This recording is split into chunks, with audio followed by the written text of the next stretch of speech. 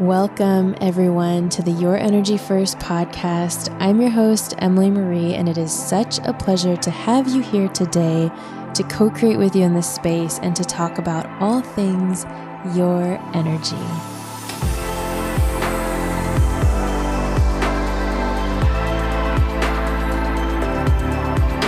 Welcome back to the podcast, everyone. In today's episode, I am going to show you how to take care of your energy when you are in session with someone else, or if you are in a group energy session, and also how to make sure you're only receiving energy that's for your highest good. If, say, you are engaging with someone online, could be a tarot reader or an energy practitioner. Thanks for being here today. So I have been traveling. I was at my brother's wedding in Chicago, and he got married to an amazing Indian woman. I adore my sister-in-law. I feel like I hit the lottery with her. And it was a really amazing few days. It was a couple of days of the Indian ceremonies and traditions, and then it was the American wedding. And then I got COVID. And so I've been resting. I've been laying pretty low and just caring for my energy. And it's wild what quarantining will do for yourself. So it's been good. It's also been really challenging at parts. And I hope you are able to care for yourself in the way that you need when you get sick. So before we get into today's topic, I wanted to share with you guys, it's important to me that I am transparent and share with you lessons that I've learned along the way. When it comes to spirituality and energy work, there's so many different avenues, so many different paths each of us can take. And I've been doing this for a decade and a half. I mean, people ask me when I had my spiritual awakening, and for me, I've always just been very energetically inclined. You know, this is one of my soul's main purposes in this lifetime, right? Is to be a teacher and a mentor in this way. And I have made ample mistakes, and I want to share with you folks those mistakes because I know, I can feel it in my heart. If I share the mistakes I make, other people will learn from them and not do the same thing and not go through what I went through. I went through a really, really trying time. It was about 5-7, I'm actually asking my guides, they're like, it wasn't 5 years. It's more like 7 or 8 years. It was just so much trial and error, and it felt like so much error. And I know that I went through that for a reason. And I could never in one episode tell you all of the mistakes I made. It's part of the reason I've written this book called Your Energy First, How to Be Your Own Transformational Energy Healer, which we're in the editing process of right now. But I wrote that because going through those challenging times just taught me so much. And it was a really dark period in my life. Dark because I didn't know what the rules of energy were. I didn't know. I didn't. It wasn't that no one had clued me in. It was more that I needed to go through this experience so that on the other side of it, I learned so that I can teach more. And it also has really helped bring me into my power. And I think in modern culture, so many of us are naturally out of our power. It's an easy place for us to be, for us to not feel as though we are very calmly and confidently at the helm of our lives, co-creating with whomever your source is, receiving support. And one of the ways that we are out of our power, what I see quite a bit, and this is something I did often, is when we engage with a practitioner. I don't know how to describe this energy. It's almost like we feel like they have a little bit of the upper hand, meaning, oh, they're an energy practitioner, therefore they're better at this than I am, therefore they know better. And I can tell you with 100% certainty, no one knows your energy better than you. You are the gatekeeper to your energy, to your heart. And one of the other things I do know for certain is that there's not one person in this world who's granted access to all pieces of information on anyone's energy. It would be too much. Could you imagine if you met someone brand new and all of a sudden you received a download of information of all of their energy, current life, past lives, future lives? I don't know why I think that's so funny. You'd keel over. You'd be like, I'm trying to deal with my life well enough right now. Thank you so much. I don't need to know every ounce of your ish. So that's number one. Number one is that there are universal rules in place that essentially allow the safekeeping of your energy. Now, what happens is you and I have free will, and we work with practitioners and we trust them. And sometimes we give our power to them. We say, here's my problem. I'm going to hand it to you. Please fix it. And this is something I have done in the past before I knew better. And it's interesting because the way you can care for your energy is so, so simple to avoid you handing over your power and instead having a really amazing experience with someone. And what I'm about to share is so simple. I promise. You know me. I love simple. I love breaking it down, making it easy for you to digest, easy for me and you to be able to do on a regular basis, because part of being empowered with energy work is that we do it on a very regular basis. And if energy work is really complicated, you and I are not going to do it on a regular basis. We got plenty of other things that we're trying to do, right? So when it comes to any sort of energetic engagement you have with anyone, you could be following someone on TikTok and they're saying that they're doing an activation. You could be on YouTube and following tarot card readers. You could be having a one-on-one session with a practitioner, even if it's someone you've been seeing multiple times and you see on a repeat basis. What I'm about to explain to you is what I do myself, even if it's someone who is supporting my energy, who I'm seeing for the 13th, 14th, 15th time. Every single time, this is my practice. And what's amazing is I've actually been in some precarious situations energetically, and this practice has kept me whole. It's kept me safe. It'll also keep you clear of spell work. So what's really interesting about spell work, and I'm talking about spell work in the negative sense, because the spell work leans towards a human manipulating energy, but manipulating it in a way that's not for the highest good of all involved. And I have met some great practitioners, some not great practitioners who even subconsciously use spell work when they are working with clients. What I mean by that is the negative people, it's going to be obvious, right? It's going to feel gross. It's not going to feel good. You're going to feel like there's just little dangly remnants, right? When you are no longer working with them or when your session is done.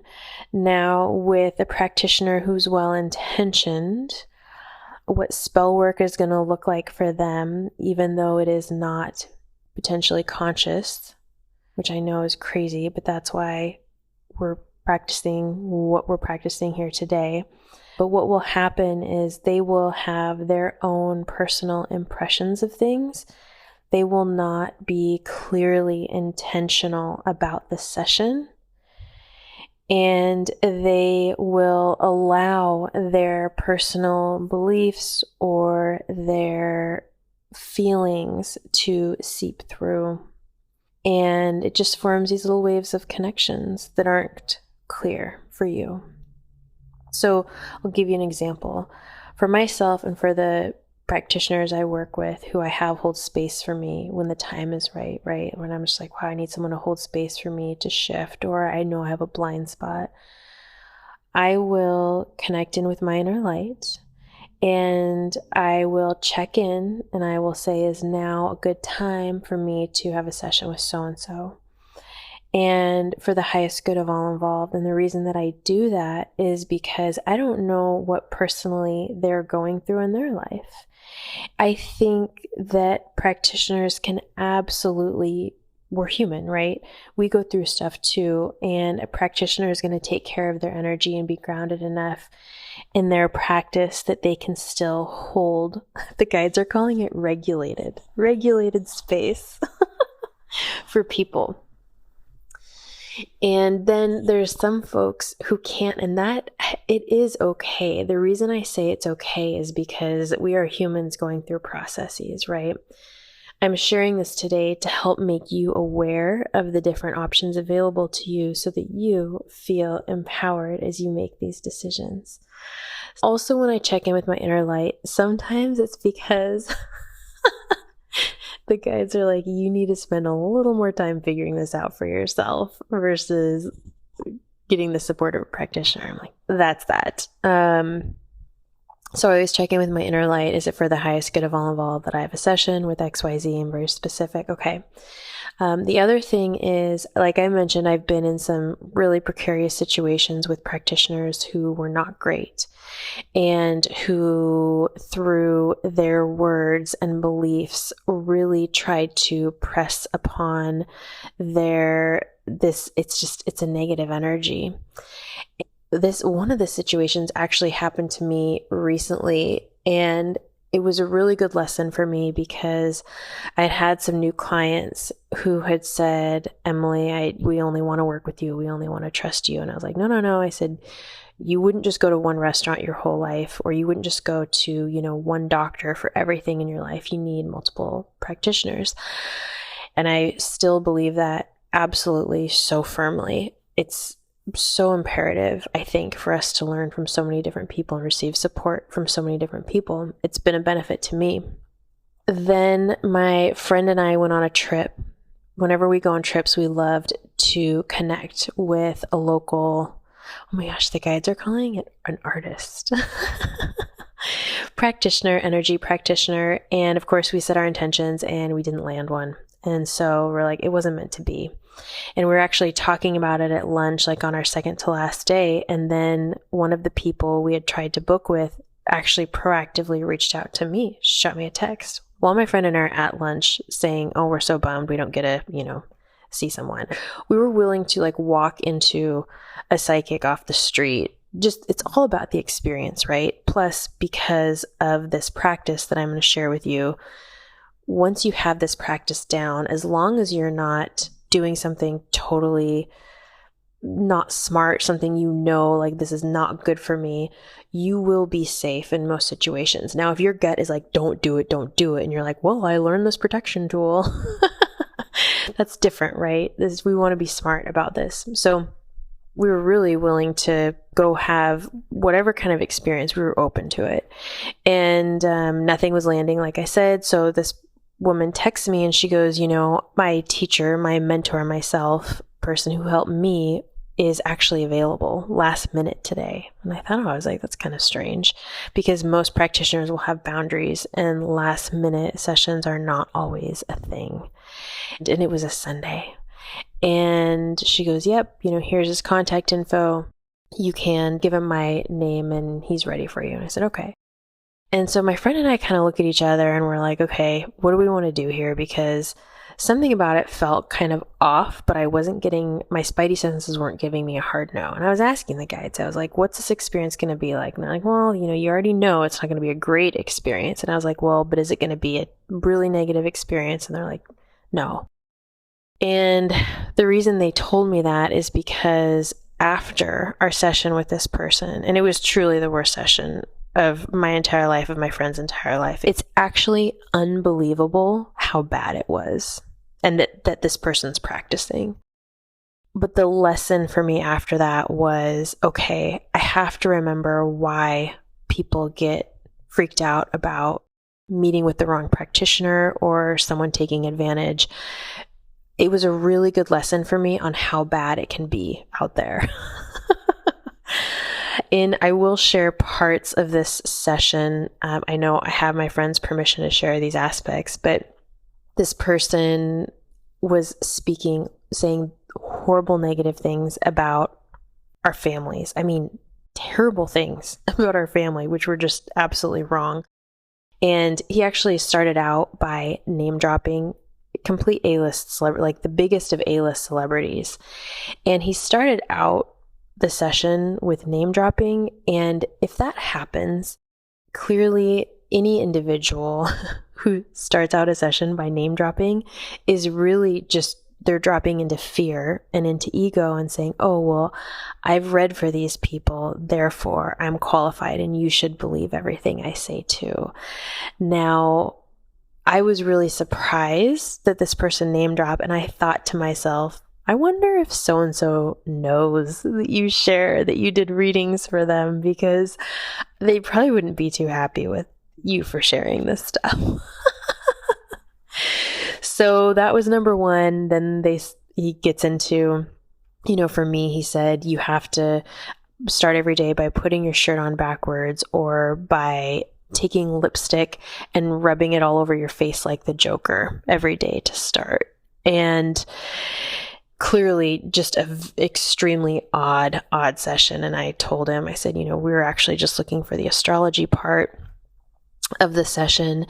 And I was kind of looking forward to seeing what was in my chart, what my transits were in the upcoming 6 months. And he just took a hard left, and it was as bad as it could be. He talked about murder. He talked about cheating. He told me if I didn't do this lipstick and shirt backwards thing, that I would never meet the love of my life. I mean, I'm not even telling you guys everything.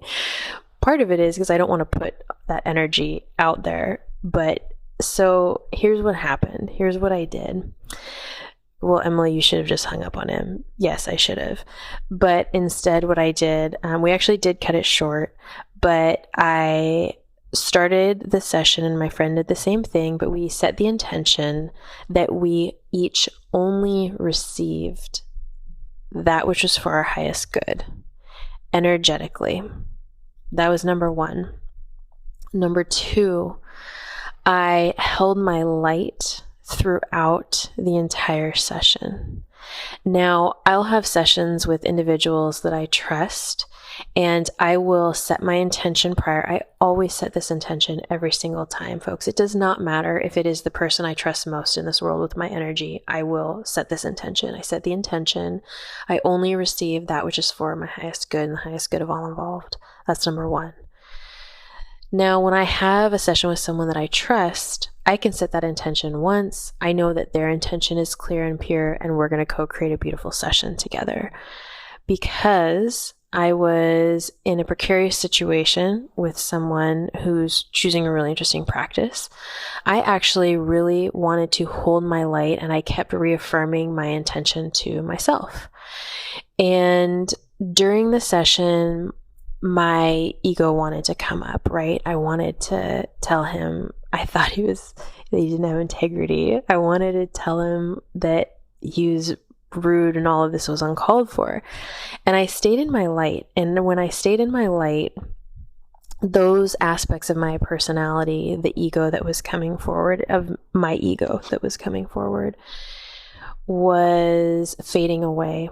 And I felt very calm and very at peace. And I held my light and I took deep breaths. And when I say I held my light, it means that I focused on it. I paid attention to it. I visualized my light. If you're not strong on the visual, you feel your light. You breathe into your light. You ask your light to give you warmth. So I held my light. And I just kept taking deep breaths, and I felt so calm, and I was really aware of my ego showing up over and over again. And as that started to fade away, I naturally was able to speak from my highest self, from my authenticity, whatever needed to be said next. And it kept my energy intact. It kept my energy safe. And when we finished out the session, I asked for spirit to run energy, clearing and healing energy for me for my highest good, and then just clear out any final debris, potential debris that person was trying to push on me and on us, right? So that is the lesson. It is set your intentions. And then if you're in a situation where you need more, alignment, protection, then you just hold your light and you reaffirm those intentions. Now, the other piece for this is we're going to shift gears here. And say you see someone on TikTok who's doing an activation, or say there's someone who's doing tarot cards. So very similarly, you envision or feel your inner light so that you're only connected to your source. And you say, I set the intention, I only receive that which is for my highest good. And then what's really cool is you will get these little nuggets of information. You're going to get these little tinges of, oh, you know what, this actually isn't for you. Or you're going to get it, oh yeah, you can listen to this, but really only one small piece of this is going to be for you. Or it might be where you feel like, wow, I'm totally drawn to this tarot card reader and this message, and this feels really good and really true. I do that for every single energetic interaction I have in a day. And it's what is going to keep your energy, the guides are saying tight. It's going to keep your energy fit and tight and clear, which is what we want. It's just really good energetic hygiene. And really good energetic hygiene will take you really, really far. I understand it's a lot of extra work. I get it. I know it's simple in practice, but I know it takes effort to think about these things and set your intentions. I promise you guys, it pays off 1,000-fold. I was about to say 10-fold, and the guides are like 1,000-fold. Because one of the things with energy, one of the universal laws of energy is that energy responds to integrity. And when you have good energetic hygiene, you have good energetic integrity. And that means you get to receive more, you get to expand more, and you get to be and experience even more than you already have. And it may be subtle, but it is pure and it is yours. And it is amazing. Amazing. So let me know what experiences you have had and how this works for you. When you set these intentions, what do you notice? Do you start getting really cool practitioners showing up on your For You page on TikTok, and more aligned practitioners that support you in whatever it is you're working through? Did you get a clear no? And so you're like, well, bummer, I'm going to X out of that YouTube video. I was looking forward to listening to that while I was getting ready. But you trusted your gut, and you know that by making that decision for your energy, you are going to benefit so, so much. I just want to group hug all of us right now, because doing this work and taking this route, it is not the most glamorous, but I promise it is just so, so rewarding. So one other element I wanted to share with you all today is I mentioned I was in Chicago, Indian wedding, American wedding, and I got to spend some quality time with one of the aunts of my sister-in-law, and she's an absolutely wonderful woman. And we were standing in line for something, and we started chatting, and she mentioned her guru. And a handful of episodes back, I actually made mention that I think guru culture is dying. And when I said that, what I meant was that the Americanized version of sort of putting people on a pedestal for doing this line of work is what's fading, because people are no longer, we're not outsourcing our power anymore. We're all becoming empowered within ourselves, and we're figuring out what that means. And we're learning as much from one another as we are from the people that we, who are, I guess, like taking the lead in this field. So I asked her, I said, thinking back how I just done this podcast episode about guru culture fading, and I respect this woman, and obviously guru meant something entirely different to her. And so I asked her, I said, well, what does guru mean for you? And she was very matter of fact. And she said, well, it's teacher. And I was like, oh, well, that makes sense. So in Indian culture, they still use the term guru quite often, and it's to mean teacher. How lovely, right? So I wanted to basically put an addendum to that podcast that I did and show you guys. I wouldn't talk about guru culture. I won't be talking about guru culture in the same way moving forward, because now I understand what a true guru is. And I think where that term came from. There might still be a place for it in the Western culture that I'm in when it comes to sort of explaining this empowered path our planet is moving towards and we're on currently. But I will always share my mistakes with you guys, because I know it benefits other people to learn from each other's stories, hence why we're all here. So, guru, teacher, makes perfect sense. And what a beautiful, beautiful tradition. So not any of the traditions that I practice. I am not Indian, but when it comes to the American version of guru, I can definitely say no thank you to that version. Okay, so one of the things as a final note that the guides are talking about right now, the spirit team's talking about right now, they're saying, when in doubt, go to your heart. They say, breathe into your heart space more, feel into your heart more. Your heart knows the way. Your light knows the way. It gets to be really good.